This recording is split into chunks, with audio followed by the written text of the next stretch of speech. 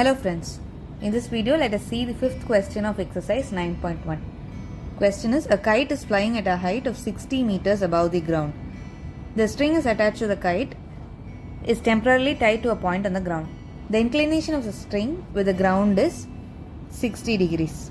Find the length of the string assuming that there is no slack in the string. They have given that a kite is flying at a height of 60 meters above the ground. Let A be the kite and B be the ground. And the string attached to it makes an angle of 60 degrees to the ground. Let that point be C. AC is the string. They have asked to find the length of string. So, in triangle ABC, sin 60 gives us AB by AC.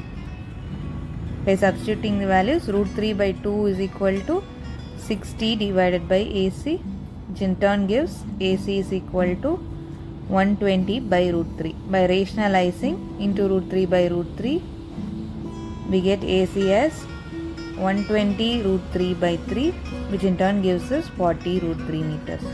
Therefore, the length of the string is